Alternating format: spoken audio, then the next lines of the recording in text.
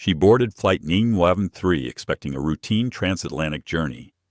What she faced instead was a challenge to her dignity, an unspoken question of who truly belongs in first class.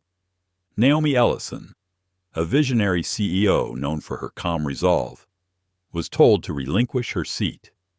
And with a single silent refusal, she set in motion a chain reaction that would expose hidden biases, activate cabin-wide audits, and force an entire airline to confront its own failures.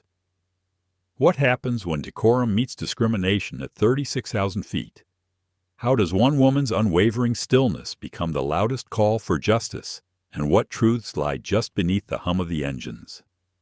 Waiting to be revealed.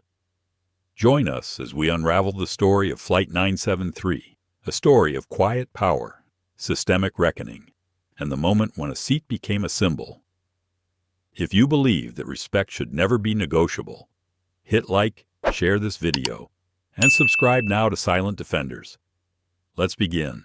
The cabin lights glowed in soft amber as the last few passengers trickled into first class, dragging their polished carry-ons and peering at seat numbers with the familiar blend of entitlement and exhaustion. The atmosphere was quiet, yet tense in a way that seasoned flyers recognized. It was the hush before takeoff, when strangers still pretended they weren't about to spend 10 hours sharing air and armrests. Naomi Ellison stood at the edge of row 2, one hand resting lightly on the headrest of her assigned seat 2A. She wasn't dressed like most of the others. No cashmere, no statement necklace, no branded luggage screaming importance. Her outfit was deliberate but quiet, a pressed navy blazer, deep green turtleneck, and dark slacks. Her hair was pulled back into a smooth chignon, elegant, composed, unreadable. She placed her leather bag in the overhead bin and sat down slowly, exhaling through her nose. The sigh was nearly silent, but it carried years of practiced restraint, the kind of breath you take when you've been here before, when you already know what might happen. To her right, in 2B, an older woman with silver hair and a delicate pearl brooch smiled politely. "Long flight ahead," she said gently. Naomi turned and nodded.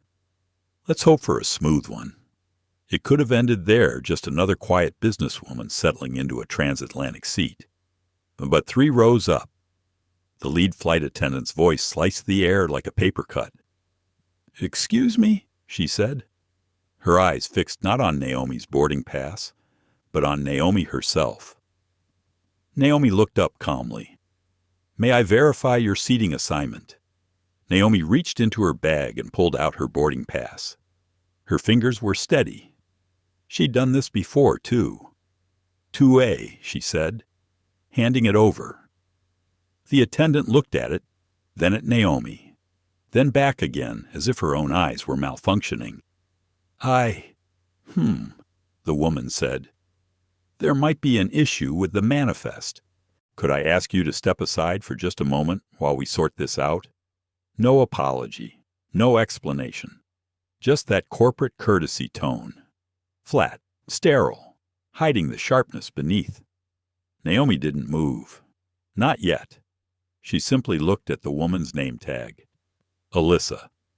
"I'll stay seated until the issue is clear," Naomi said, her voice calm but firm.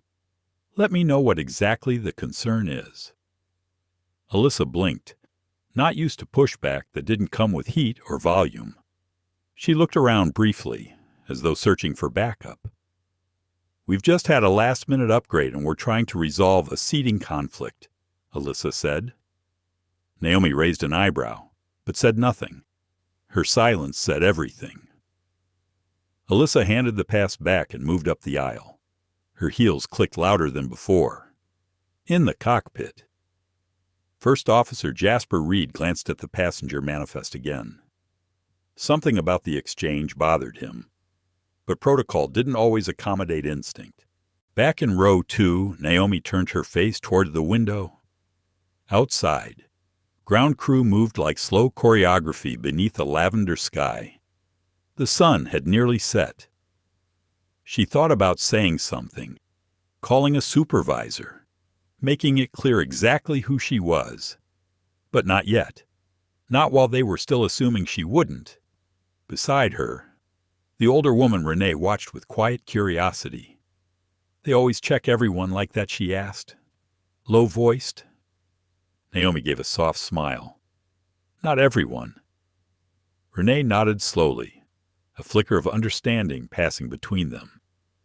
Minutes passed, then more. The cabin filled. Alyssa returned, this time with a tight smile. "Ma'am, I'm afraid we're going to have to ask you to switch to another seat while we sort the records," she said. "We have a guest who Naomi didn't let her finish." "Is it the seat that's being reassigned?" she asked gently. "Or the person sitting in it?" A beat. 2. Alyssa's face twitched. She was trained for turbulence. But not this kind. "I'm sorry.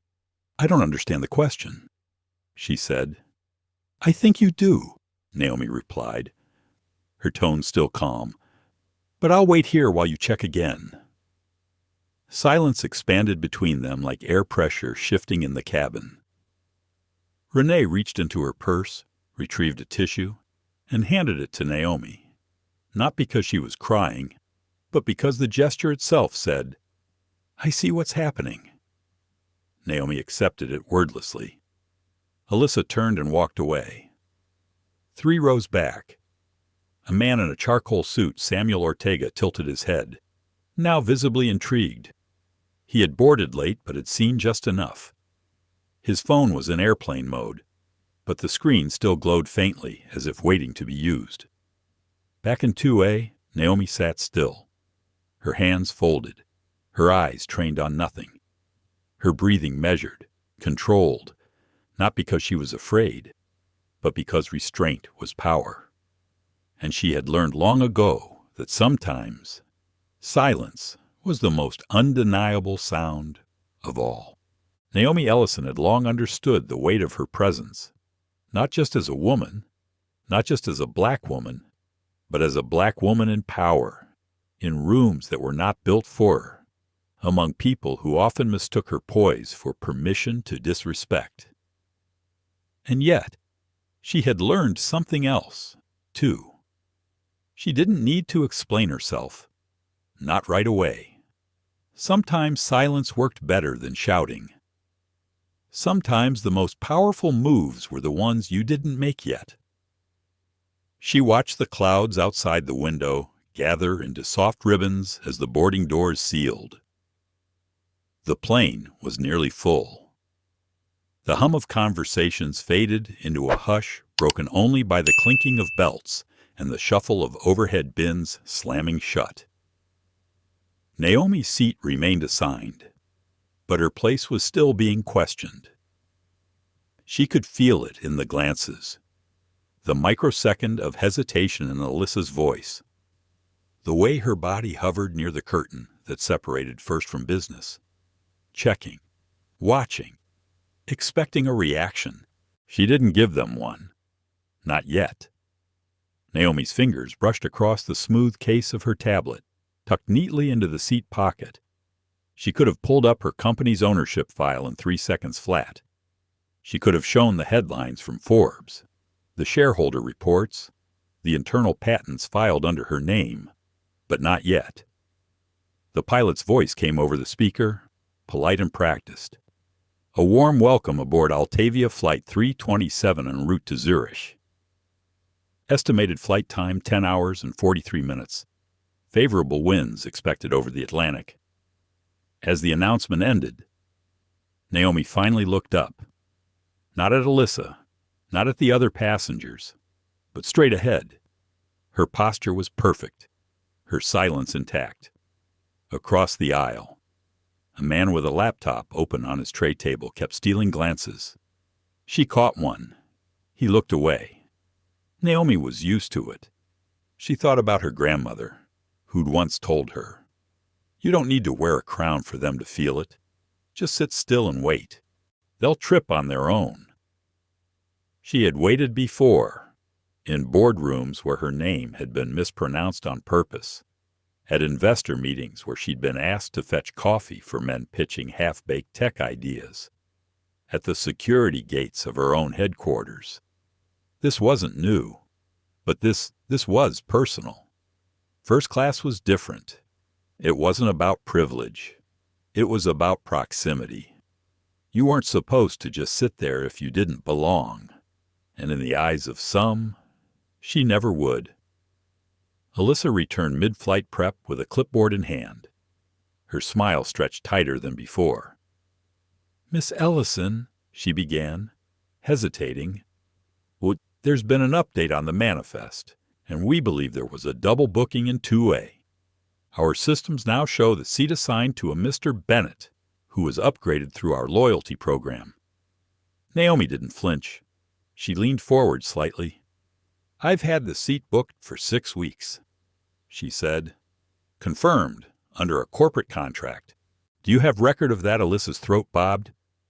She glanced down at her tablet, tapped twice, then again. "There's a discrepancy, but I've been asked to relocate you to 5C for now, until it's resolved." Naomi's brow furrowed, just slightly. "Row 5 is not first class," she said quietly. "No, ma'am," Alyssa admitted, "but it's the best available. While we confirm—" Naomi paused. Her heartbeat remained even. Her voice, when she spoke, was soft enough to draw silence around her. "If I move," she said, "it validates the idea that I don't belong here, that a mistake was made. But the only mistake here is assuming I would not contest it." Alyssa's face twitched. She was trying, perhaps even believing she was neutral, but her feet were planted on the wrong side of a silent line. Before Alyssa could respond, the woman in 2B, Renee Holloway, leaned forward. "She's been here this whole time," she said. Her voice, though gentle, carried weight. Didn't cause a problem. Didn't raise her voice. "You're treating her like she doesn't belong, and I don't like it." Naomi turned slightly, surprised. Renee continued, "I may be old, but I've lived long enough to know when someone's being handled." Samuel Ortega in row 5 raised an eyebrow. He had overheard every word. He put his phone in his lap and sat forward with interest. The energy in the cabin had shifted. Alyssa forced a nod. "Thank you, Mai." "Ma'am?" "I'll recheck the system," she said, and retreated. Naomi leaned back in her seat. Her muscles were taut beneath the blazer, but she didn't show it. She simply breathed. One inhale, one exhale. She hadn't pushed back. Not directly. Not yet. But she'd planted something. A question. A mirror. And it was already spreading. In the cockpit. Jasper Reed looked down at his console and saw the cabin log update. Passenger inquiry seat dispute in 2A. Reason code unclear. Supervisor override requested. Status pending. He tapped a button. "Control. Verify override request for 2A," he said quietly. The AI response came in a second later. "Override denied. Primary contract authorization verified under Viatrix Systems CEO credential." Jasper blinked. That name, Viatrix. He knew that name. He pulled up the passenger manifest again. Naomi Ellison. He leaned back in his seat, a slow realization dawning. Someone was playing a dangerous game. Back in 2A, Naomi reached for her water. It hadn't arrived. She pressed the service button once. The light pinged. 3 minutes passed, then 5. No response. Renee noticed. "That's odd," she said. "They've been pretty quick with the other rows." Naomi nodded, still not speaking. She was calculating now. There were 3 choices in front of her. 1. Move quietly to row 5 and file a complaint after landing. 2. Raise her voice and force attention. losing something intangible in the process. 3. Wait. Let them keep walking into the truth. Let the silence expose what their systems wouldn't. She chose the third, because sometimes the air didn't need more noise. It needed witness. And Naomi had always been better at letting others hang themselves than tying knots herself. She looked out the window again. The plane rolled backward from the gate, shuddering into motion. The flight had officially begun. So had something else. And first class had no idea who they were flying with. The seatbelt sign dinged softly overhead as the aircraft climbed through 15,000 feet.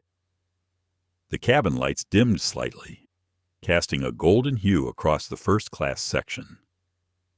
There was a moment of stillness, as if the altitude had pressed pause on the discomfort lingering in the air. Naomi Ellison sat perfectly still in 2A, her hands resting on her thighs. She had not been served water.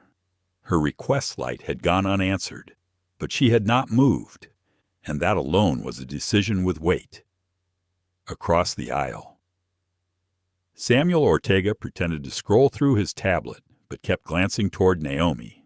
His instincts as a venture capitalist had taught him to read signals, subtle ones, and the woman in 2A was sending them without saying a word. Alyssa Kane returned, clipboard in hand again, her steps slower this time.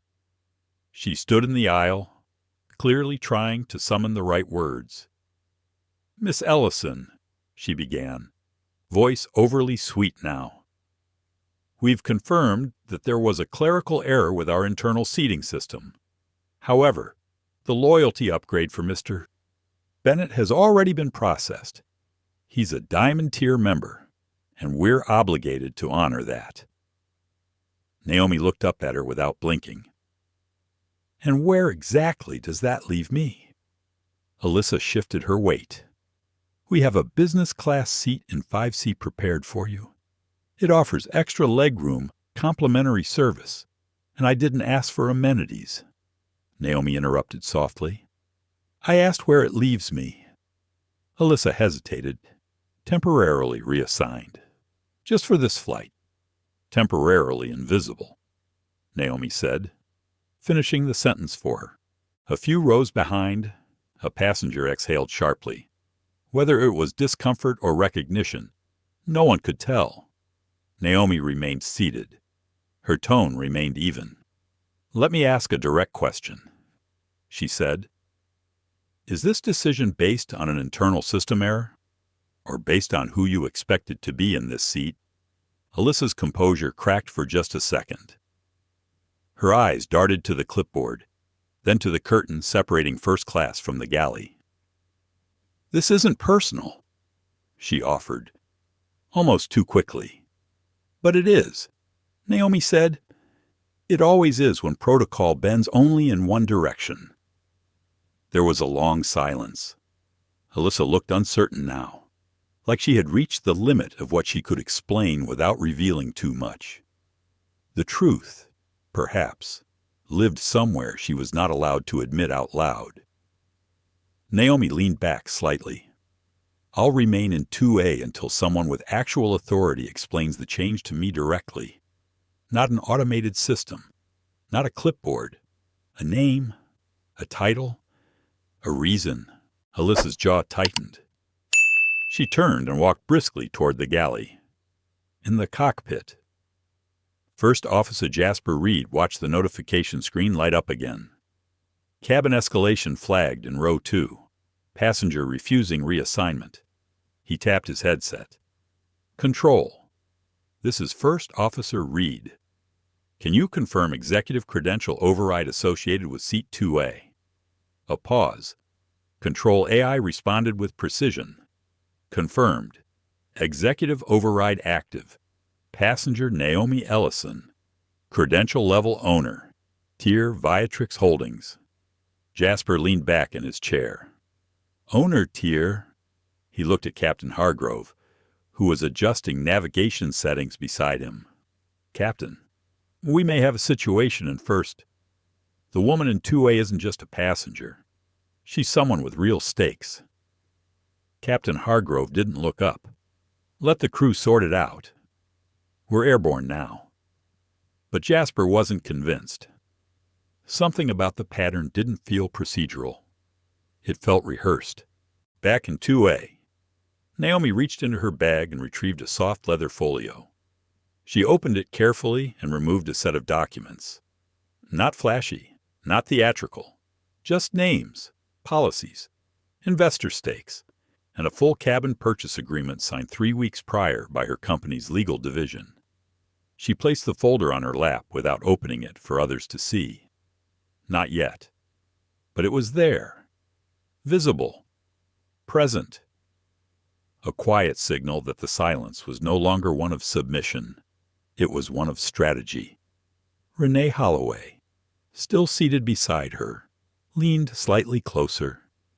"You don't need to say anything," she said gently, "but I just want you to know you're not crazy."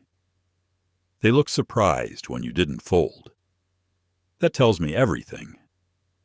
Naomi gave her a half smile, the kind that didn't quite reach the eyes, but said thank you all the same. At the front of the cabin, a man in a crisp navy suit boarded quietly from the front galley. Tall, Caucasian, hair immaculately styled, carrying a leather briefcase and a platinum loyalty tag clipped to his lapel. "Mr. Bennett." He looked at the seat map posted discreetly near the curtain, nodded to Alyssa, and began walking down the aisle toward 2A as if the seat were already his. Naomi watched him approach without moving. He paused in front of her. "I believe this is my seat," he said, tone polite but firm. Naomi looked at him, then slowly turned to Alyssa, who had followed closely behind. "Is this the explanation you brought me?" she asked. Alyssa said nothing. Naomi looked back at Mr. Bennett. "This seat was purchased weeks ago under corporate charter. I've not been informed of any override by airline leadership or any justification for displacement. Mr. Bennett's smile tightened. "I'm sure this can be resolved without drama." Naomi's voice remained cool. "The only drama is assuming I'd move because someone expects me to." Another silence, the kind that stretches uncomfortably across the rows of passengers now pretending to scroll through devices while listening to every word. Samuel Ortega folded his tablet. He'd heard enough. He stood up slowly. "If I may," he said to Alyssa, "I'm also a diamond tier flyer. And what I'm witnessing is not a systems error. It's discrimination, packaged as procedure." Alyssa turned to him, clearly rattled. "Sir, I assure you, you don't need to assure me," he said. "You need to explain why this seat reassignment only became an issue when a black woman was sitting in it." Naomi closed her eyes for a moment, not because she was tired, but because something inside her cracked open. Not in weakness, in recognition. This was no longer about her voice alone. It had multiplied. Jasper Reed, still watching the updates from the cockpit, made a quiet decision. He clicked into the override settings and initiated a notification chain. Internal review request activated. Audit log engaged. Cabin action recording initiated. Control AI blinked to life. Every interaction from here forward would be logged. Naomi took one deep breath and looked back at Mr. Bennett. "You're welcome to have a seat, sir," she said. "In business class. I'm sure they've prepared something nice for you." He stared at her for a beat too long, then turned toward Alyssa. She offered no support, no defense. Her authority was gone. He walked away. The silence that followed was louder than any outburst could have been. Naomi turned toward the window again, but this time she smiled, and first class held its breath. The plane had leveled off at cruising altitude. The engines hummed with a steady rhythm, but beneath that soft mechanical lull, something else was vibrating through the cabin. something that couldn't be measured by altitude or airspeed. It was the weight of discomfort and awareness. Naomi Ellison kept her eyes on the clouds outside her window. Her posture was still, composed, but her senses were acute. She could feel the shift. It was small at first, like the tightening of an invisible string. But now the string had snapped, and everyone felt it. First class wasn't just observing anymore. It was reacting. Naomi had said no without raising her voice. She had stayed seated, and in doing so, had stood up against something larger than any seating chart or loyalty program. In the cockpit, First Officer Jasper Reed leaned forward again. The internal alert system had activated. The control AI interface was now live. Cabin interaction logs were being recorded. Every voice, every decision, every delay was all under audit. He opened a secure terminal and typed quietly. Initiate full review passenger conflict first class row 2A. Executive status verified. Data package secure. He hesitated for a moment before adding a private note. Suspected discriminatory override. Crew behavior irregular. Then he hit send. The message wouldn't just stay on board. It would go directly to Altavia Airlines' internal ethics monitoring department, flagged for priority escalation. A review would be waiting when they landed in Zurich, possibly even before. Jasper sat back, watching the sky streak past the window. He wasn't a man who liked conflict. He'd chosen aviation for its logic, its order. But he knew when something wasn't right. And right now, this wasn't right. In the galley. Alyssa Kane leaned against the counter, her face flushed with frustration. She tapped her stylus rapidly against the tablet in her hand. Every update she tried to input was met with a system rejection. Access denied, audit in progress. She tapped again. Reassignment locked. Pending review. It was like the plane itself had stopped listening to her. Behind her, junior flight attendant Maria Chen hesitated near the beverage station. She had watched the scene unfold with growing unease. "Is everything okay, Alyssa?" she asked gently. Alyssa turned sharply. "She's refusing to move. And now the system's frozen me out. I've never seen it do this." Maria didn't answer. Her eyes flicked to the front curtain, then toward row 2A. "She's not just some passenger," Maria said. "I think she's someone important. Really important." "I don't care who she is," Alyssa snapped, too loud. "If everyone thinks they can just demand whatever seat they want." "She didn't demand it," Maria interrupted quietly. "She was already in it." That stopped Alyssa for a second. Maria's tone wasn't accusatory. It was factual, neutral, but it landed with weight. Alyssa turned away, biting her lip. Back in row 2A, Naomi shifted her gaze to the cabin ceiling. The air vents whirred above her head, barely audible. She reached down and pulled the folio from her lap, placing it neatly on the tray table. Then, slowly, she opened it. Pages rustled gently. Inside was a charter contract signed by Altavia's legal department, confirming the first-class seat was purchased under a founder's partnership rate. Her name was on it, her credentials were verified, and now the system was protecting her position. But this wasn't about paperwork. It was about principle. Across the aisle, Renee Holloway gave a quiet nod of approval. "You remind me of my daughter," she said softly. "She's an attorney, has that same calm steel in her." Naomi smiled faintly. "It's not always steel," she said. "Sometimes it's just tiredness, held together by resolve." Renee chuckled under her breath. "I know that kind of tired." A few rows behind, Samuel Ortega was typing quickly on his phone. He wasn't trying to broadcast anything publicly yet, but he wanted to log his own version of events, not just as a witness, but as someone who had watched too many people stay silent. He paused, then added a line. The woman in 2A didn't escalate. She simply held her space. That alone has everyone shaken.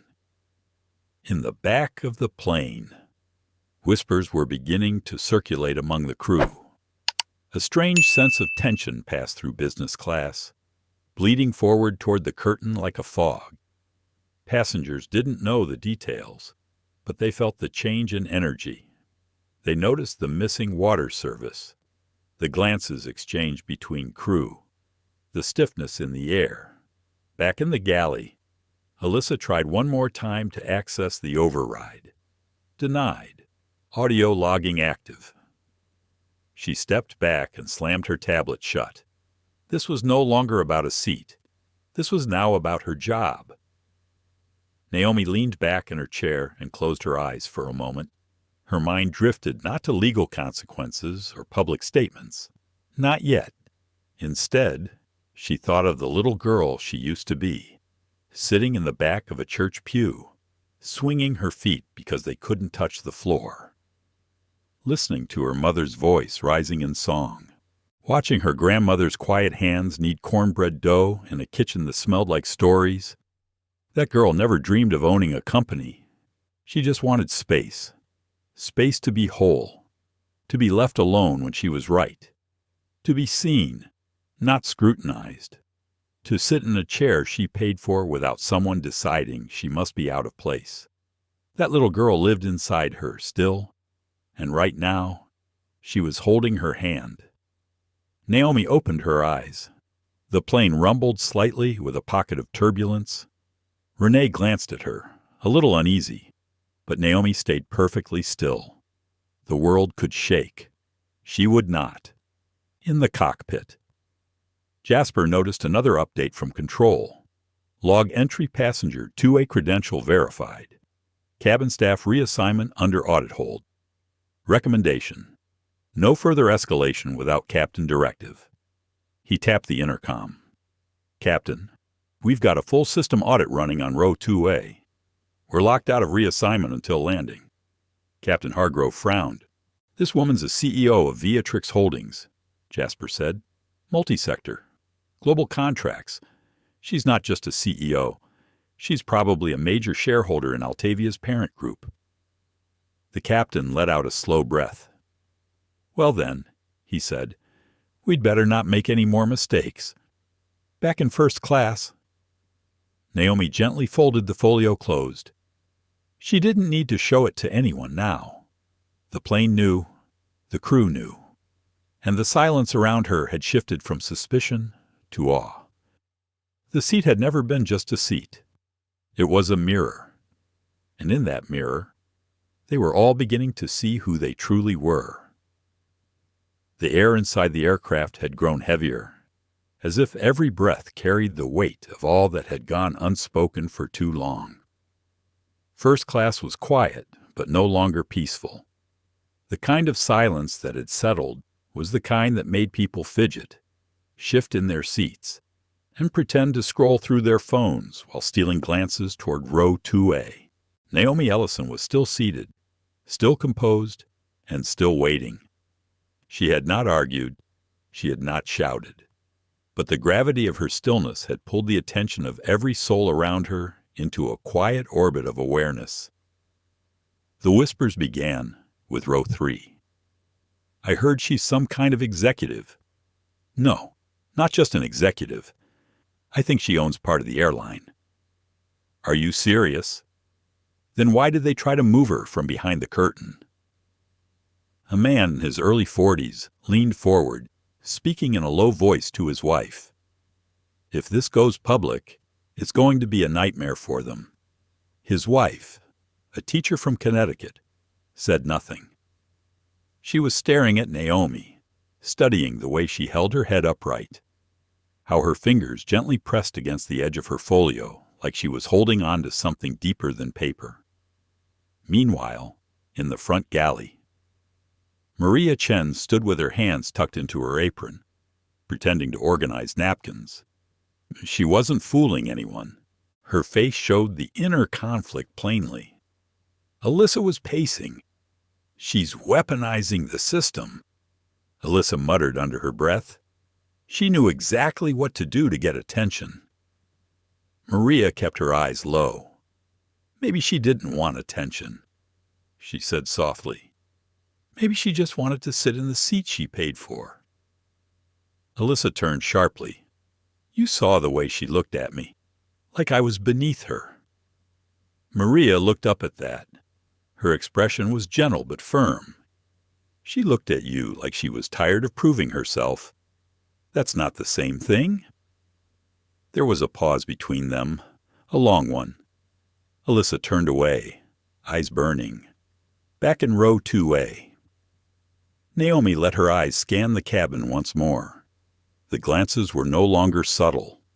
There was recognition in them now. Not all were friendly, but more than she had expected carried something close to respect or shame. She wasn't sure which made her heart ache more. Beside her, Renee Holloway was knitting. Each gentle click of the needles felt like a heartbeat. "You know," Renee said, "never looking up. My late husband was on a board once. He used to say people only notice the rot when it starts to smell." Naomi smiled faintly. "And what happens then?" Renee shrugged. "Depends on who's willing to clean it up or burn it down." Naomi let that hang in the air. A few seats back, Samuel Ortega opened his laptop. His fingers hovered over the keys. Then, in a sudden moment of clarity, he began writing an email. Not to the press, not yet, but to a few board members he had worked with before. People he trusted, people who might recognize the implications of what was happening right now, mid-air. The subject line was short. Onboard incident, Altavia Flight 317. He included a short paragraph describing what he had witnessed. Facts only. No embellishments. He attached a time-stamped screenshot from his tablet showing the in-flight roster, which had listed Naomi Ellison as the assigned passenger for 2A. No ambiguity.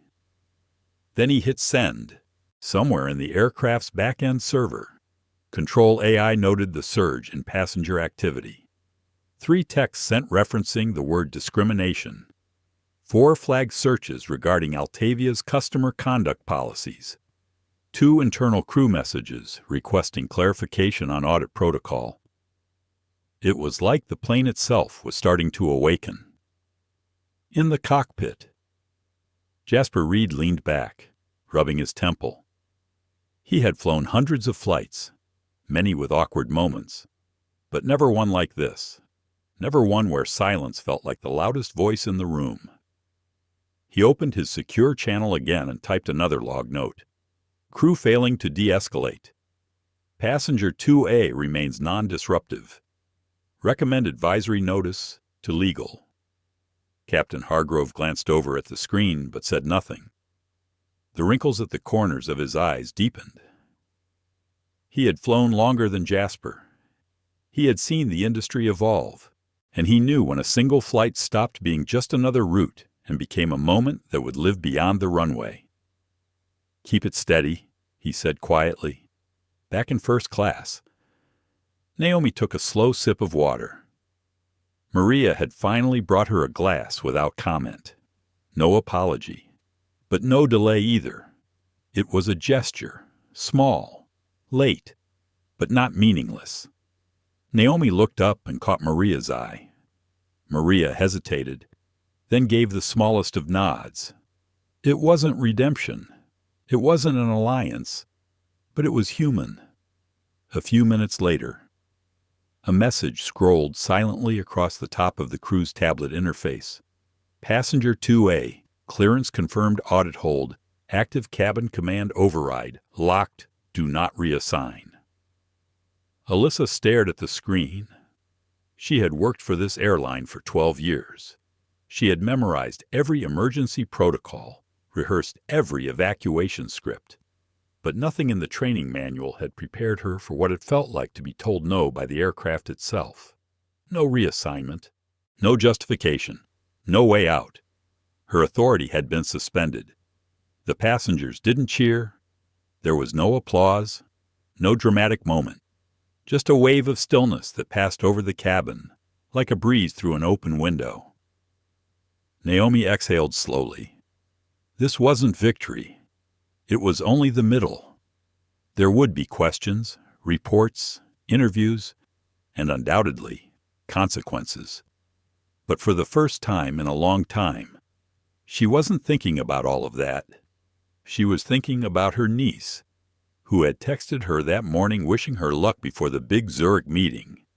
Her niece, who had just gotten her first job, who was learning how to navigate the world with both pride and caution, the kind of caution Naomi had never wanted her to need. And yet here she was, teaching her without even meaning to. Maria returned quietly to collect a service tray. Naomi looked at her again. "Thank you," Naomi said softly. Maria nodded. "I'm sorry," she said, almost under her breath.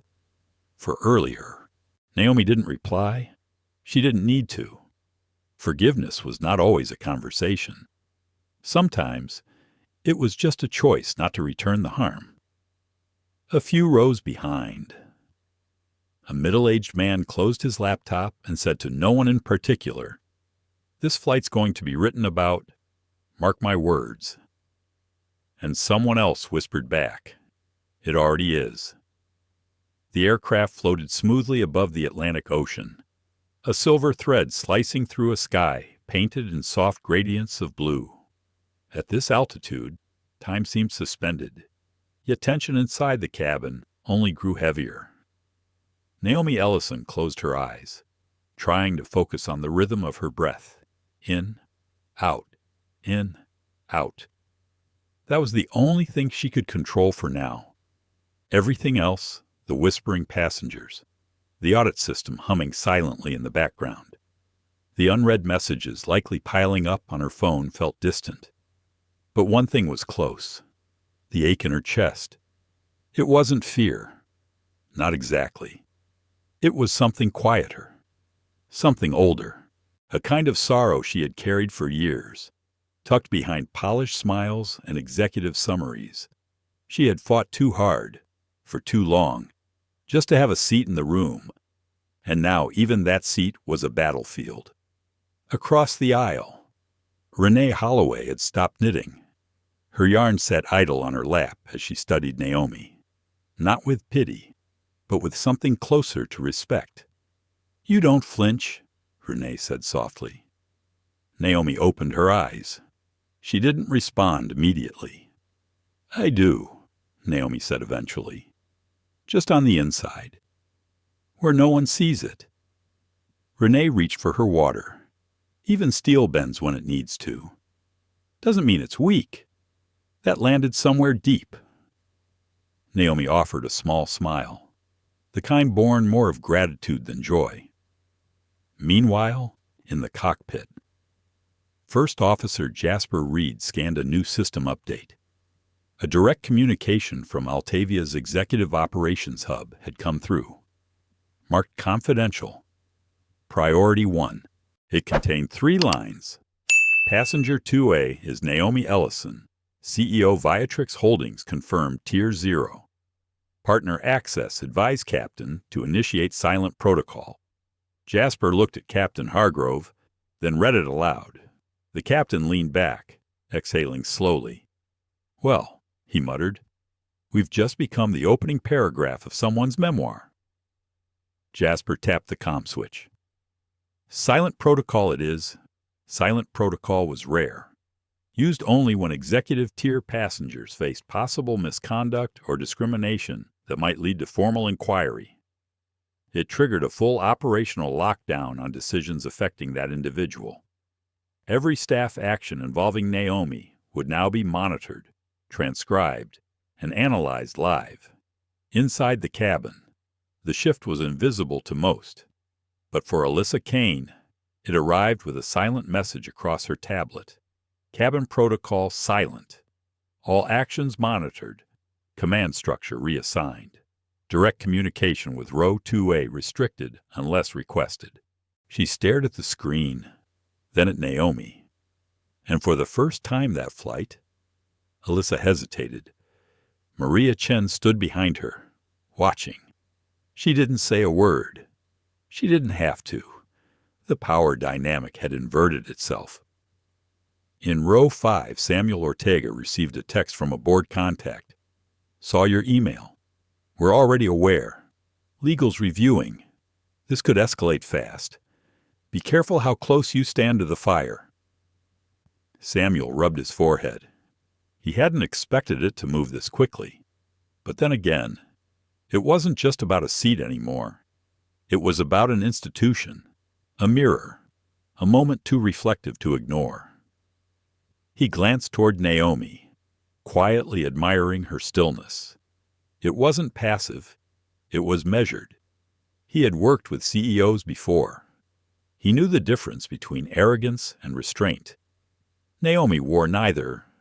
What she wore was history. She bore it with the precision of someone who had learned long ago how to speak without raising her voice. Back in first class. Naomi felt the tension shift again. This time, it wasn't directed at her. It was directed around her, as though the aircraft itself had placed a ring of glass between her and the others, forcing them to reckon not just with her, but with themselves. She looked out the window. Far below, the clouds looked like untouched snow. She wondered if they knew what burden the sky was carrying today. Her mind drifted briefly to her team in Zurich. They would be landing in a few hours. She had planned to arrive calm, collected, ready for a multi-million-dollar deal that could shift 3 regional contracts. Instead, she would arrive carrying a different kind of report, one written not in numbers, but in silence. Still, part of her questioned herself. Was staying seated the right choice? Should she have gotten up, avoided all this? There was a brief moment earlier, before the first confrontation, when she could have simply complied and let it slide. But then what would she be teaching the girl in the boarding area who had smiled when Naomi passed? The one with curls and bright eyes who whispered to her mother, "She looks like a queen."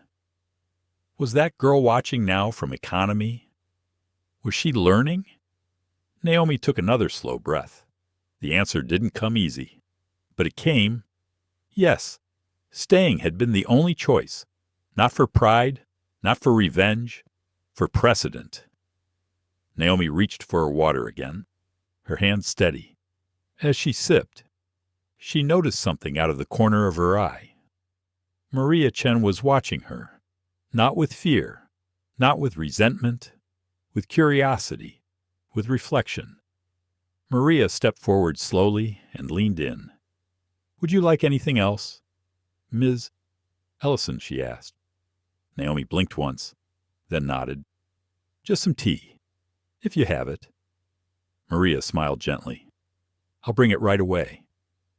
The words were simple, but they weren't hollow. It wasn't just about tea. It was about recognition. In the galley, Maria prepared the tray with quiet care. For the first time, she thought about her own mother, about the way she used to keep her head down at the grocery store, about how she'd once told Maria, "You don't make waves when you're barely allowed in the water." Maria now realized that advice had kept her safe, but maybe safety wasn't enough anymore. Alyssa remained silent as Maria walked past her with the tray. Inside the cockpit, the data stream continued. The legal team had now requested access to voice recordings. Jasper flagged a moment from earlier, when Naomi had spoken with clarity, not anger. Her voice had carried weight. That weight was now echoing through offices miles away. Naomi accepted the tea with a soft thank you as she placed it on her tray. Her eyes locked briefly with Maria's. A subtle understanding passed between them. Not everything needed to be spoken aloud. Beside her, Renee Holloway returned to her knitting, her fingers moving slowly. "They won't forget this," she said quietly. Naomi looked ahead. "I hope they don't." The hum of the engine continued. The sky stretched endlessly, and the plane, suspended somewhere between origin and destination, carried with it not just passengers, but a truth that refused to be ignored. This wasn't turbulence of the air. This was turbulence of conscience, and it was only beginning. In a small, windowless operations room, thousands of miles from the plane's current position, a screen flickered to life. The footage began 12 minutes before takeoff. Two executives from Altavia's internal ethics team sat side by side, arms crossed. One of them, a veteran named Leonard Grace, leaned closer to the screen and narrowed his eyes. "There," he said, pointing. The timestamp marked the moment Naomi Ellison had approached her seat, 2A boarding pass in hand. They watched as she placed her bag in the overhead compartment and sat down, calm and composed. Next came Alyssa Kane. The shift in her demeanor was small but noticeable. She checked her tablet, glanced at Naomi, and then turned back toward the front without a word. 2 minutes later, she returned with a forced smile and a request that did not sound like a question. The executives leaned in. "She doesn't ask," the woman beside Leonard murmured. "She informs." Leonard nodded, noting the shift in Naomi's expression, how her brow furrowed ever so slightly, how her lips parted as if to speak, but closed again. The video had no audio at that angle, but body language spoke volumes. "She's calculating her response," Leonard said quietly. "She's weighing whether to comply." And then Naomi had stayed seated. The ethics officer scribbled something on her legal pad. Passenger remained calm. Compliant posture. No escalation. Then came Maria Chen. She had approached the scene hesitantly, standing just behind Alyssa, watching but not interfering. Her face held uncertainty, even concern. She knew something was off, the woman said. As the footage continued, the two executives sat in silence. They watched the subtle shift in Naomi's body, the way her shoulders squared with quiet dignity. They watched Alyssa grow more agitated, the tightness around her jaw, the way she tilted her head as though issuing an unspoken threat. They watched a dozen micro-moments pass. Naomi never raised her voice. She never touched her phone. She never once stood up. Back on the plane, Naomi was unaware that every movement she had made in the last hour was now under corporate review. She sipped her tea slowly, her eyes cast toward the window, but her mind was far from peaceful. She was thinking about legacy, not the kind tied to money or buildings with your name carved in marble, but the kind that sat on the edge of every decision you made when no one was looking.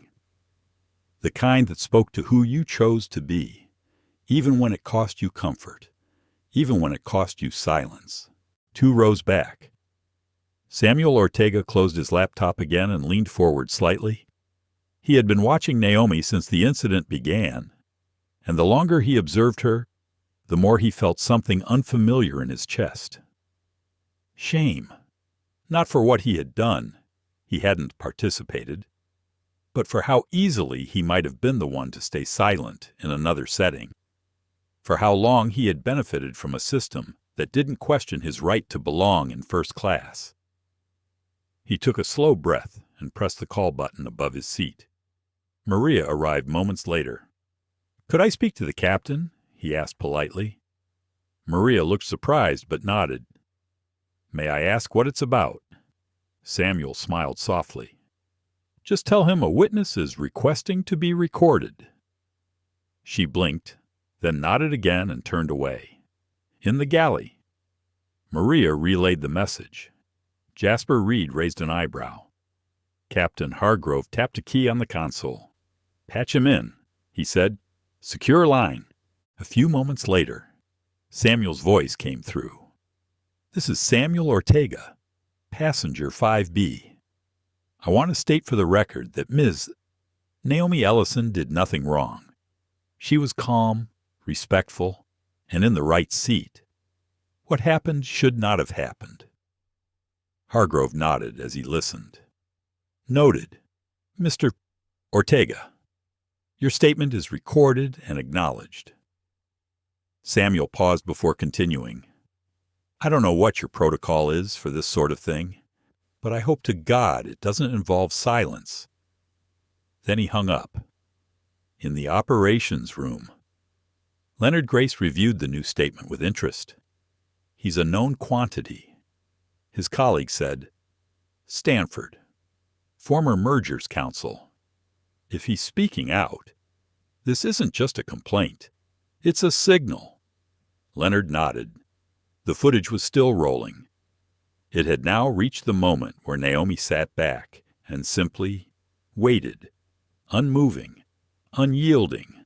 Back on the plane, passengers were becoming restless, not because of any disturbance, but because of the sheer weight of the tension that had blanketed first class like fog. A woman in row 1 leaned over to her husband. "She's brave," she whispered. "I couldn't do it. I'd be crying by now." Her husband shook his head. "She's not brave. She's tired." The woman blinked. "What do you mean?" "She's tired of having to be brave," he said. "That's the worst kind of tired." Maria stood in the galley, hands resting on the counter, eyes staring at the teapot. She was thinking about something her father once told her. "You don't just work a job works you." She hadn't understood it until now. This wasn't about serving drinks or managing overhead bins. It was about what kind of person her uniform allowed her to be, or forced her to become. Alyssa stood beside her, staring at her own reflection in the steel cabinet. Her eyes were red around the edges. "Did I cross a line?" she asked quietly. Maria didn't answer right away. "I think the line was already there," she said. "We just stepped over it." Naomi placed her tea on the tray table and leaned her head back. She closed her eyes, but sleep would not come. She didn't want to sleep. She wanted to remember every moment of this, not as a scar, but as a record of dignity, a record of choice, a record of a woman who knew exactly who she was at 36,000 feet and who decided not to shrink. As the plane continued its course across the Atlantic, the cameras kept rolling, the records kept building, and the silence kept speaking. It was louder than any engine, somewhere over the Irish Sea. The sun broke through the clouds. It spilled golden light across the cabin window, landing softly on Naomi Ellison's shoulder. She didn't move. Her posture remained composed, her eyes focused forward, her hands folded loosely in her lap. She had barely shifted since the moment she refused to give up her seat. To most, she looked still, but inside, she was burning, not with anger, not with rage, with clarity. Naomi had spent years in rooms that didn't expect her. She had taken elevators that skipped floors unless you had the right badge. She had endured questions about who she was, what she did, whether she belonged. Today, all of that condensed into a single seat and a single moment. The difference was, today, she wasn't moving. Not for shame, not for convenience. And now, people were starting to notice. A passenger from economy, a teenage girl named Kiara Lewis, peeked her head between the curtain that separated the cabins. She had heard the whispers, seen the crew's tension. She didn't know exactly what had happened, But she recognized something in Naomi's stillness. She whispered to her father, seated beside her, "Dad, I think that's the woman I saw in Forbes, the one who launched the water initiative in Ghana." Her father looked up. "Naomi Ellison." Kiara nodded. "I think that's her." The name traveled faster than any announcement. Within 20 minutes, it passed from row to row, like a current running through metal. A few passengers began Googling her on their devices, their eyes widening as articles loaded. Clean tech visionary, Harvard MBA, youngest black woman to hold a Tier 0 travel clearance, founder of Ellison Impact Labs, former advisor to the Global Climate Treaty Summit. In row 1C. An older man named Douglas Weaver cleared his throat. "I met her once," he murmured to his seatmate, "at a conference in Singapore. Sharp mind. Scary sharp and gracious. Didn't take up space just because she could." She listened more than she spoke. Across the aisle, a woman named Tanya Sims whispered to her husband. They asked her to move seats. Her disbelief was palpable. The tide was turning, but inside Naomi's mind, something else was happening. A quiet reckoning. She wasn't thinking about headlines or accolades. She was remembering her grandmother's voice. "You teach people how to treat you. Every time you stay silent when you should speak, you sign a contract with your own erasure." She had signed that contract before. Too many times. Today, she was ripping it up one breath at a time.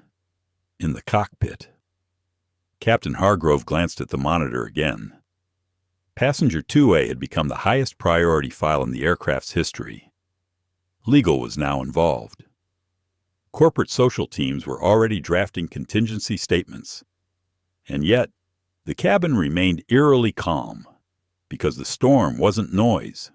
The storm was silence. Maria Chen walked past Naomi slowly, offering a respectful nod. She carried a tray of coffee for another row, but paused briefly as their eyes met. Something passed between them. Not apology, not explanation, recognition. Meanwhile, in the staff cabin near the rear, Alyssa Kane was unraveling. She stared down at her tablet. Every word she had spoken earlier was now time-stamped, transcribed, and under review. Even her tone had been flagged. What unsettled her most wasn't the consequences she feared. It was the realization that her instincts hadn't just been wrong. They had been rooted in something she hadn't questioned in herself for years. Assumption. She assumed the woman didn't belong. She assumed someone with power would look different, act different, speak louder. And yet Naomi had done none of those things. She just sat, quietly, refusing to yield. And somehow, that had made the cabin shake more than turbulence ever could. Back in first class, Renee Holloway whispered to Naomi, "They're looking at you now like you're a message in a bottle." Naomi smiled faintly.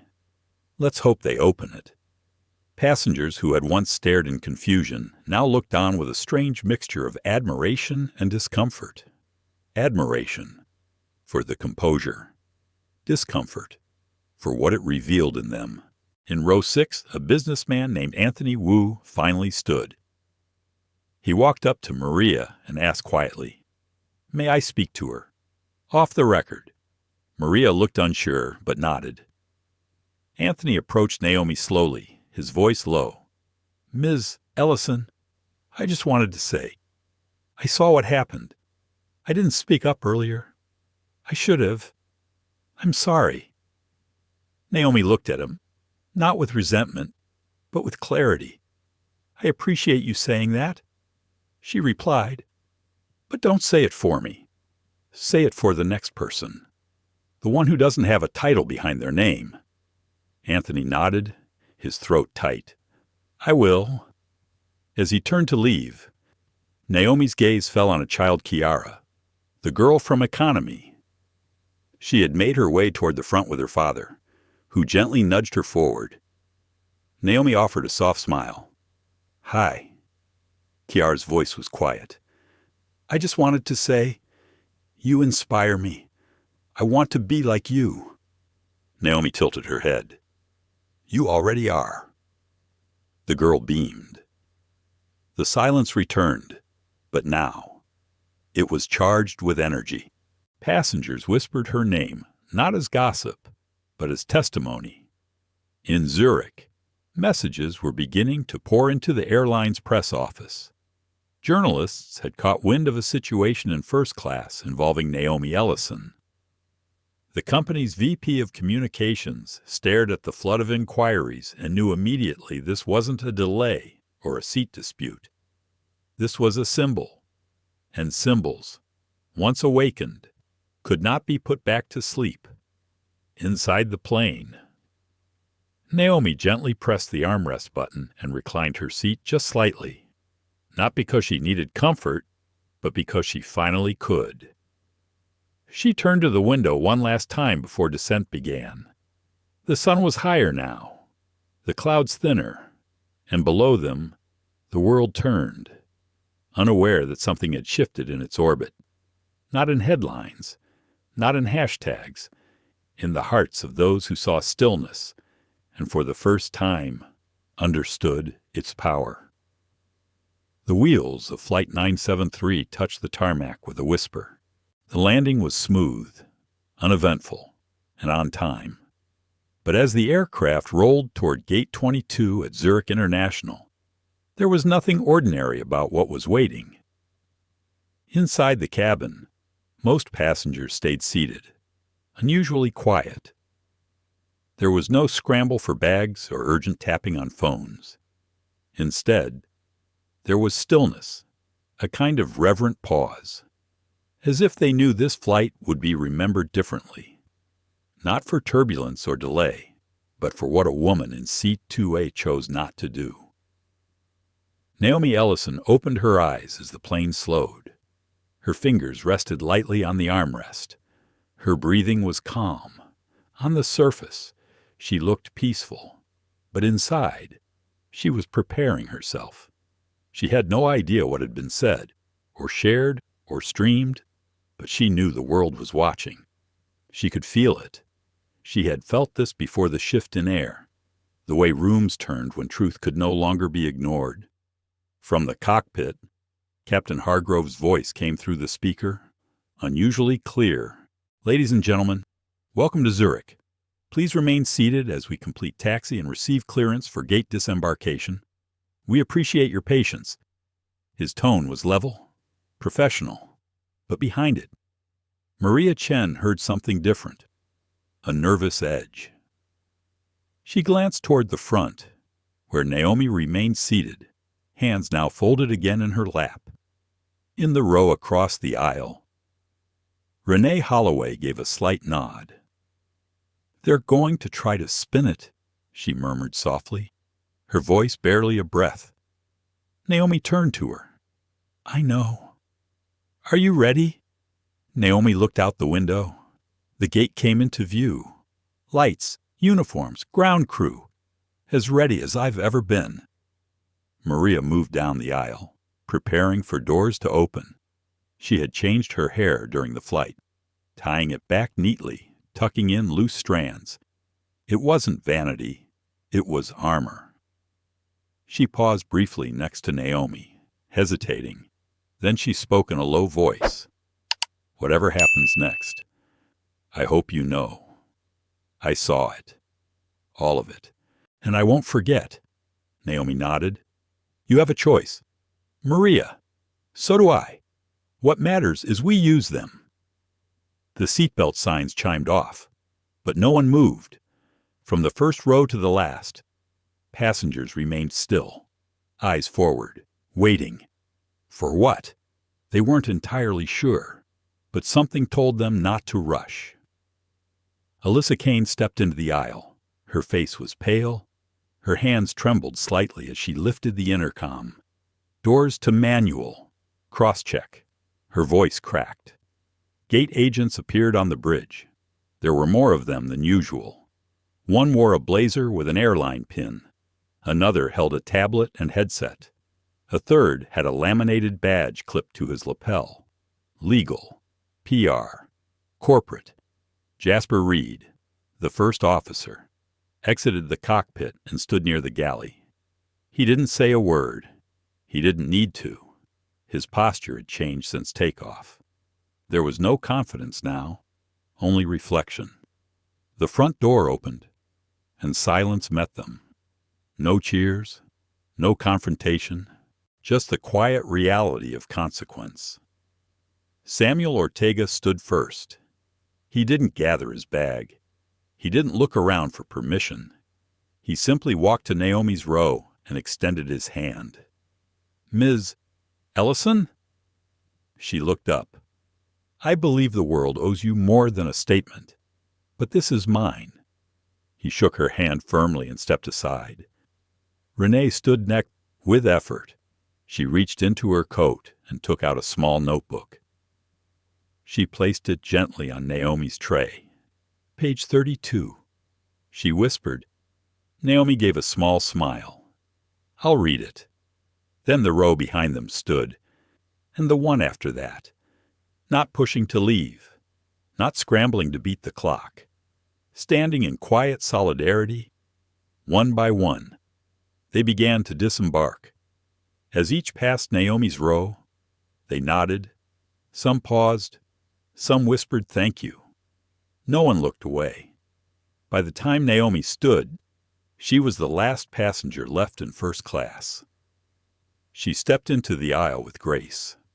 Her bag already rested in the overhead bin. Maria had placed it there quietly, hours earlier. As Naomi approached the exit, the corporate liaison stepped forward. "Ms. Ellison, may I speak with you privately before customs?" Naomi looked at him. "Who are you speaking for?" "I represent Altavia's executive team. They would like to issue a formal apology and clarification." Naomi raised a hand. "Not here, not now." He hesitated. She continued, "Let me walk out the same way I walked in. With no explanations, no retractions, no spin. Let people sit with the discomfort." He nodded, swallowing hard. "I understand." She stepped past him. Outside the jet bridge, the airport was still, but only for a moment. By the time she reached the arrivals corridor, 3 reporters were waiting, then 4, then 10. "Ms. Ellison, was your seat reassignment racially motivated? Do you plan to file suit against the airline? What message would you like to send right now?" Naomi stopped. She looked directly into the lens of the nearest camera. Her voice was even. "I didn't ask for this moment, but I accept it." She paused. "No one should have to perform their worth. Not at work, not at an airport, not at 30,000 feet. Dignity isn't something you earn. It's something you walk with. And today, I walked with mine." Then she stepped away. No fanfare, no podium, just footsteps on tile. In the operations center back in New York, Leonard Grace watched the footage from Zurich live feed. He didn't speak. He simply removed his glasses, rubbed the bridge of his nose, and whispered to himself, "She didn't change policy." He paused. "She changed perception." Back in Zurich, Naomi stood near a large window in the terminal. She stared out at the same plane she had flown in on, now quiet, tethered to the gate. A young woman approached from the corridor, hesitant. Naomi turned. "Hi." The woman looked nervous. "I'm sorry. I don't mean to bother you. I just wanted to say, I work in aerospace, and I've never seen someone do what you did." Naomi studied her. "You will. Someday. It'll be you." The woman smiled, then turned and walked away. Naomi finally sat, exhaling slowly. She reached into her bag and pulled out the notebook Renee had given her. Page 32. She flipped to it. Written in soft handwriting was a quote. "Sometimes the most radical act is simply refusing to move." Naomi closed the notebook and looked back out the window. The world had moved, but she hadn't. And that was enough. Back at Altavia Airlines headquarters in New York City, the atmosphere was thick with tension. Floor-to-ceiling windows revealed a skyline drenched in late-morning sun. But inside, fluorescent lights flickered over hushed conversations and urgent footsteps on polished floors. In a glass-walled conference room overlooking Manhattan, Chief Executive Officer Elena Vargas sat at the head of a long table.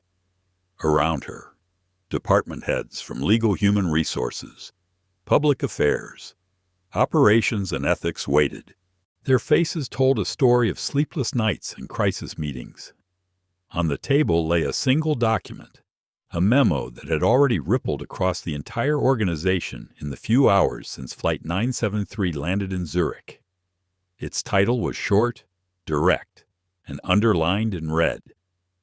Subject line: immediate policy overhaul and zero tolerance seating mandate. Elena pushed away her coffee mug and cleared her throat. "Thank you all for joining on such short notice," she began. "You've seen the coverage. Naomi Ellison did something no passenger has done in living memory. She refused a seat change, stayed silent, and forced us to confront our own policies. Now we must act." Margaret Lindstrom from legal furrowed her brow. "Elena, the memo is a bold move. We have to be careful it doesn't expose us even further to litigation. Each clause here could be challenged." Elena nodded.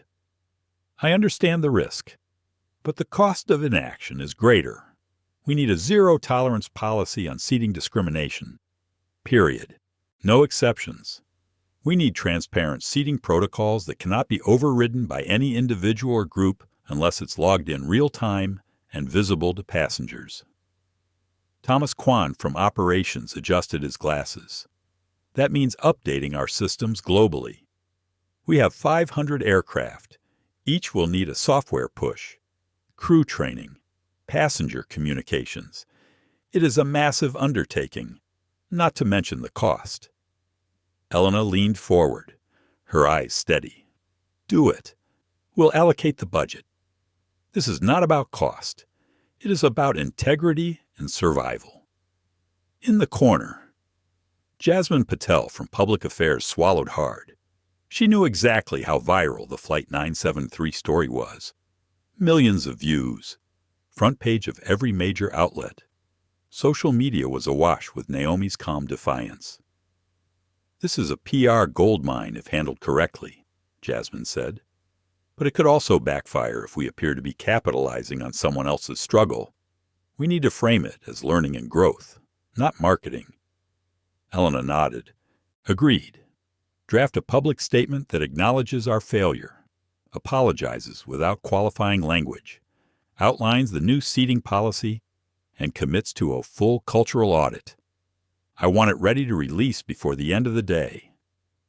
Margaret raised her hand. "And the memo's legal implications?" Elena set her jaw. "We accept them. We will deal with lawsuits. We will deal with shareholder questions. We will deal with union pushback. Right now, we need to own this moment. Turn it into an inflection point for the company and the industry. Naomi made us see what we could not see. Our job is to make sure it never happens again." The room was silent for a moment, then one by one. Heads nodded. Across town at Viatrix Holdings in a sleek corner office adorned with plants and minimalist art, Naomi Ellison reviewed her own device's incoming messages. She had landed hours ago but had not yet shut the flight mode off. Now emails from board members, investors, mentors, and friends had flooded her inbox. One message stood out. It was from her board chairman, George Whitaker. The subject line read simply, "Thank you." in the body. He wrote that he had watched the live feed of her flight. He said her restraint and moral clarity had accomplished more than any presentation she could have made in Zurich. He said her leadership would reshape Viatrix's corporate mission. He asked if she would chair a new advisory council on corporate ethics and social impact. Naomi closed her eyes and leaned back in her chair. She thought about the little notebook Renee had given her, the quote on page 32 about refusing to move. She thought about the girl in economy who saw in Naomi the possibility of belonging. She thought about the 1,000 ways the world would now look at her choices and her company. She opened a blank document and began to write her own memo. Subject line: a new era of responsibility.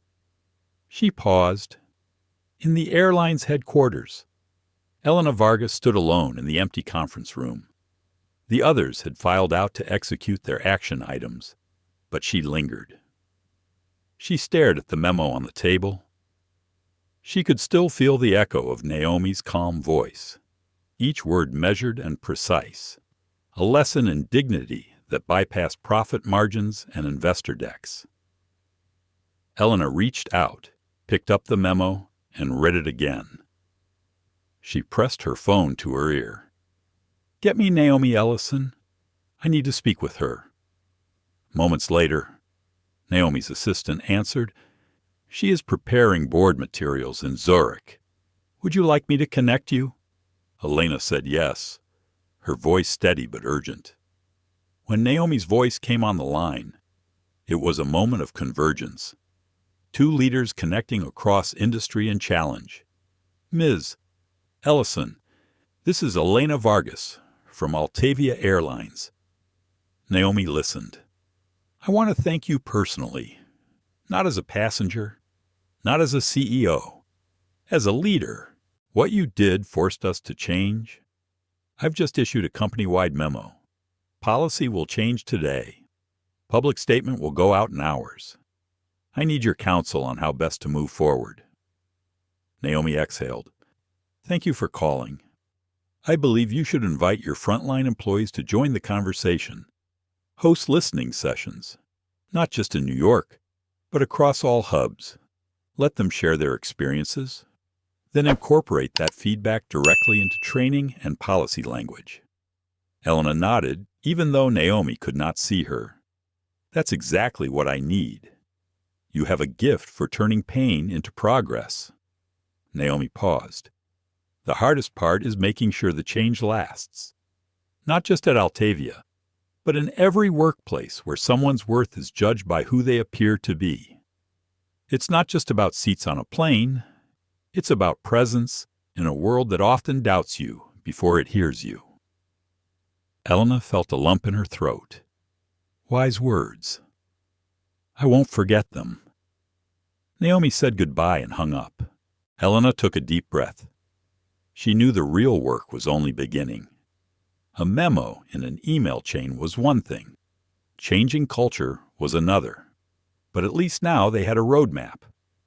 Meanwhile, in tiny tea house in Zurich's old town, Naomi sat alone at a small round table. A pot of green tea steamed gently between her hands. She looked out at the cobblestone street. People passing tourists, travelers, locals wrapped in scarves against a late spring breeze. She thought about Flight 973, about how one quiet refusal had become a beacon, about how sometimes the smallest act can blow open an entire industry. Her phone buzzed again.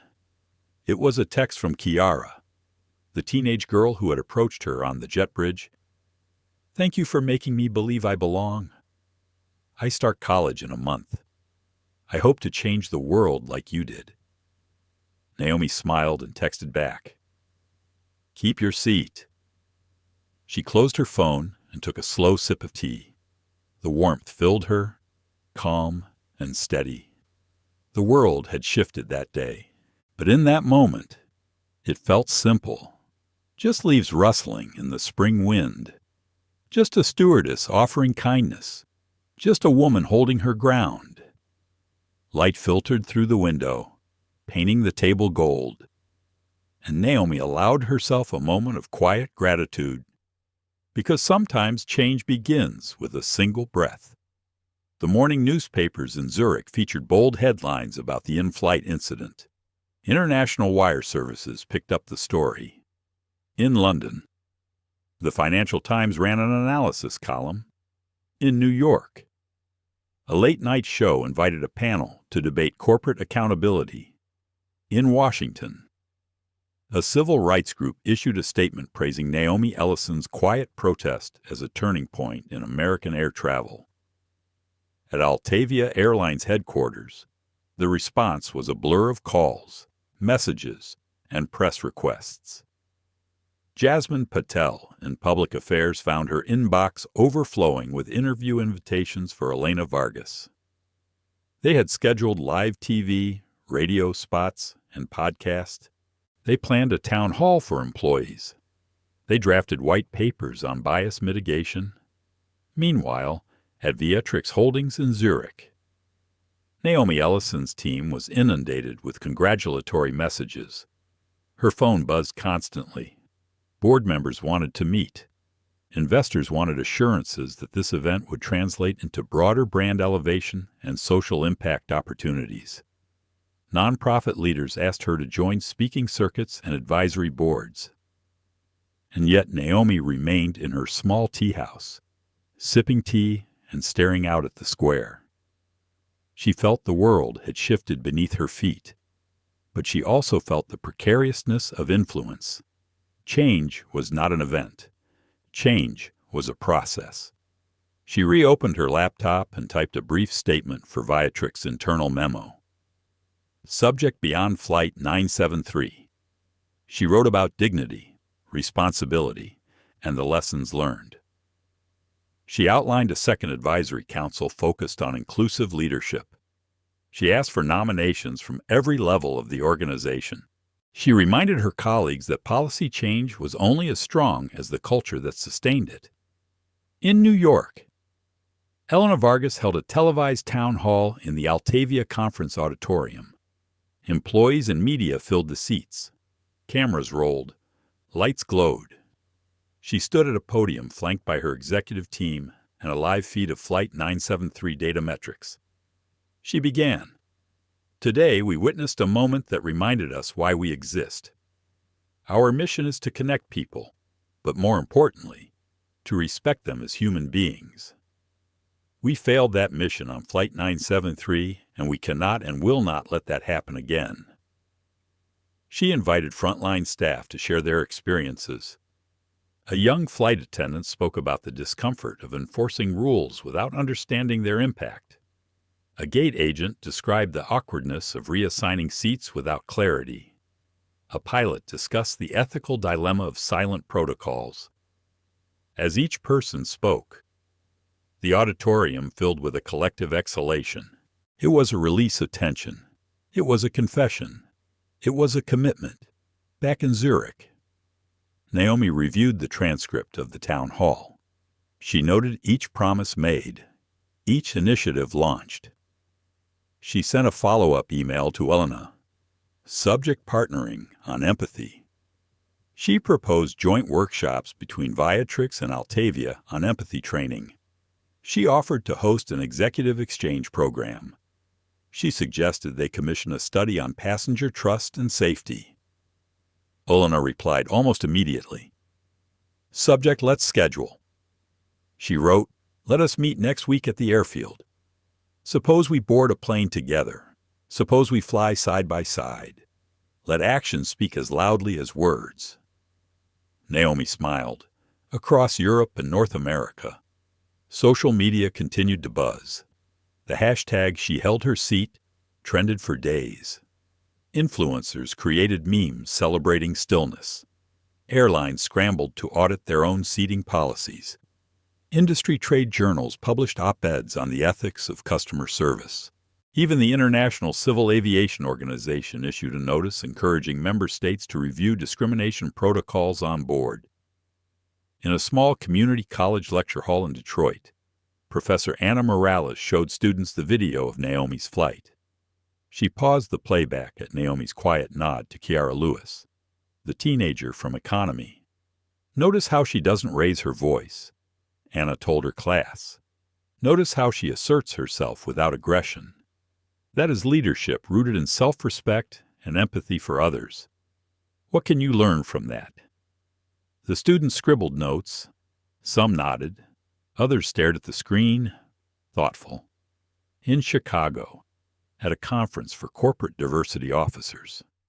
Naomi was the name on every table discussion.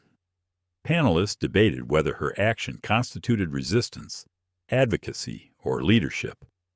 They argued about best practices for implementing zero-tolerance seating mandates. They cited Flight 973 in keynote speeches on unconscious bias. Naomi Ellison had become a symbol, a quiet symbol, a mirror reflecting society's unspoken prejudices, a lens focusing attention on everyday acts of dignity. But Naomi herself remained focused on tomorrow.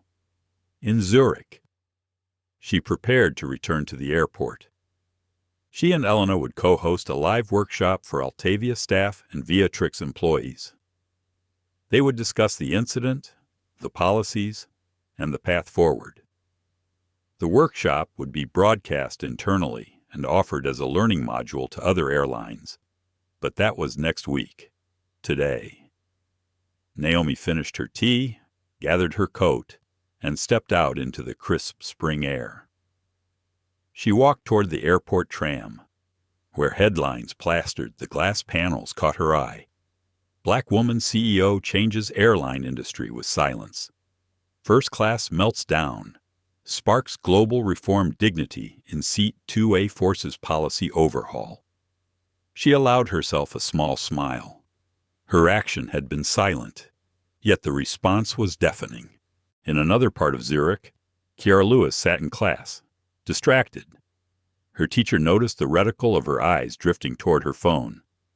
After class, Kiara's friend asked if she was okay. Kiara opened her phone. She typed a text to Naomi. Subject update. She wrote, "Thank you for inspiring me. I spoke up at our school board meeting. They are reviewing how student voices are valued. I think I did it right." Across town, Samuel Ortega raised a glass at a private dinner party. He toasted Naomi's name. Guests cheered. They spoke about airline stocks, reputation management, the power of individual action to shift corporate behavior. In the midst of celebration, Naomi's words echoed in his mind. Speak for the next person who doesn't have a title behind their name. In Lagos. A colleague in Viatrix African office reached out to Naomi. He wrote about how they would launch community workshops for young women in tech. He wrote about water access in rural areas. He proposed naming the program Hold Your Seat in honor of Flight 973. Naomi read the message on her tram ride to the airport. She tapped a quick reply. Let's do it. The tram doors opened at the airport station. Naomi stepped onto the platform.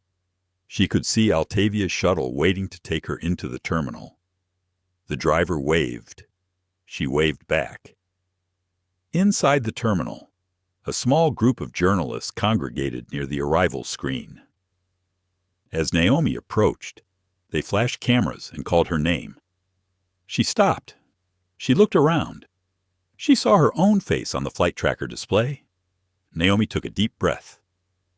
Then she walked on. No statement today, no soundbite, just presence. She believed her next act would be to listen, to communities, to colleagues, to critics, because the story of Flight 973 was no longer hers alone. It belonged to everyone who saw that a seat was more than a seat. It was a place of recognition, a place of respect, a place of belonging. And as she disappeared into the terminal, she carried with her the echoes of thousands of voices now awakened beyond the gate. Naomi Ellison stepped off the tram into the hum of Zurich Airport's Terminal E. Her footsteps echoed against polished stone floors as travelers wove around her. Screens overhead displayed arrivals and departures, but none held her attention. In her mind, the story she had started 12 hours ago was finally coming to a close. She walked toward the VIP lounge entrance, where Elena Vargas and a small team waited. They greeted her with quiet smiles that held relief and hope. Behind them, a banner read Flight 973, building a culture of respect. Naomi paused beneath it and let the moment sink in. Inside the lounge, journalists and staff from both Altovia and Beatrix gathered around a circular table. Refreshments were laid out, but no one reached for them yet. The room was thick with anticipation. Elena stepped forward and tapped a glass. "Thank you all for joining us," she began. "We are here not to celebrate one woman's stand, but to commit to an ongoing journey. Naomi, would you like to say a few words?" Naomi nodded. She took a breath. Let her eyes connect with Elena, then turned to the crowd. Her voice was soft but steady. "When I boarded Flight 973, she said, I did not expect to become a symbol. I expected to do my job in Zurich and return home. But as so often happens, our expectations collide with reality. Today we address not a seat, but a system that allowed that collision to happen without question." She paused, letting the room absorb the weight of her words. Cameras clicked, but she didn't rush. "My name became the focus," she continued. "But my name was never the problem. The problem was the assumptions we make about who belongs in certain spaces and who does not. The problem was that dignity could be negotiated instead of guaranteed. Our actions now define whether we learn or remain trapped in old patterns." She glanced at Elena, whose expression was one of genuine respect. Naomi smiled briefly and turned back to the audience. "I believe we can build a culture where respect is the baseline, where every person, every passenger, every employee knows they are seen and valued. That starts with policy, yes, but it ends with our daily choices and the empathy we extend to one another." A hush fell over the room, but it was not empty. It was full of connection.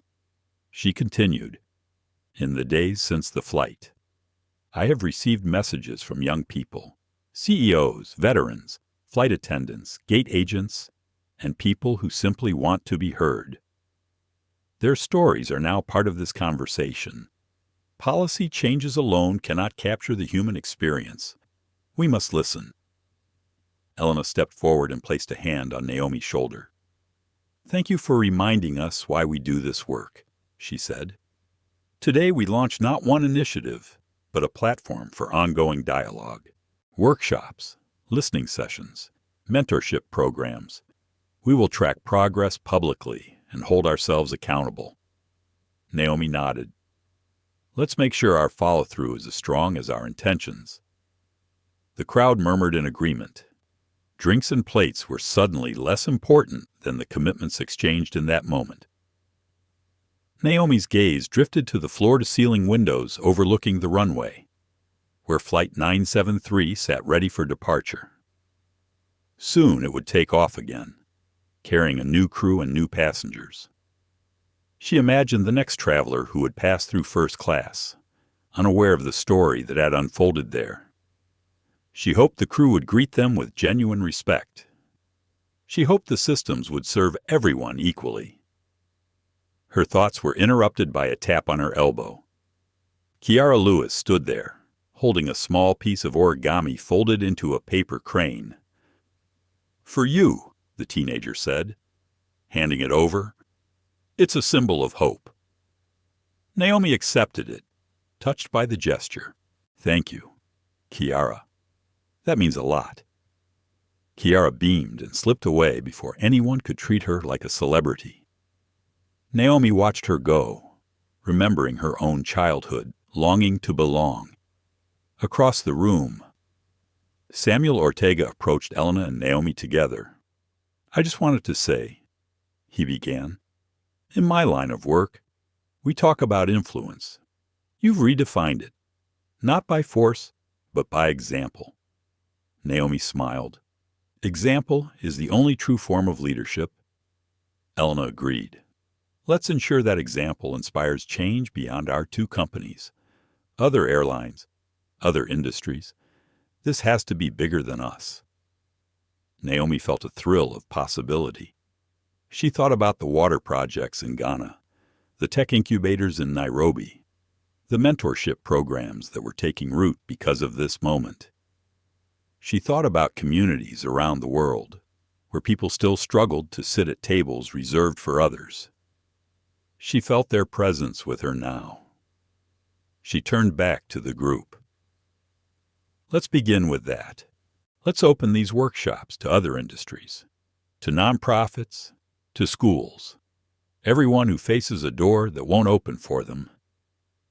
A wave of energy rose in the room. Phones lit up with notes. Smiles spread. This was more than a press event. It was the launch of a movement. Later, when the crowd dispersed, Naomi and Elena remained. They looked at each other and knew the road ahead would be long. Change rarely happened overnight. It required vigilance, courage, humility. It required continual commitment. But they were ready. Elena, Naomi said softly, thank you for meeting me on this journey. Elena reached out and squeezed her hand gently. Thank you for leading the way. They stood together in quiet solidarity as the sun dipped lower.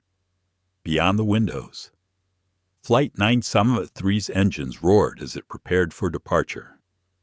They watched it taxi toward the runway, its lights bright against the dusk. Naomi folded her arms and closed her eyes for a moment. She could almost hear her grandmother's voice. You don't have to shout to be heard. She opened her eyes and smiled. Her name had never been the problem. It was her choice to stay that spark change.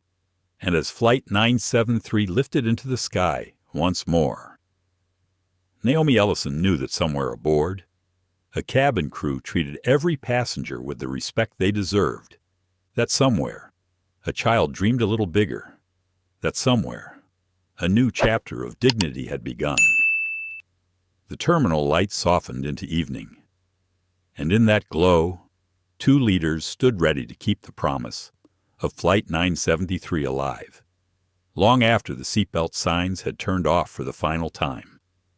As Flight 973 touched down, something had changed, not just in the cabin, but in all our hearts. Naomi Ellison's unspoken stand reminded us that dignity cannot be outsourced or overshadowed.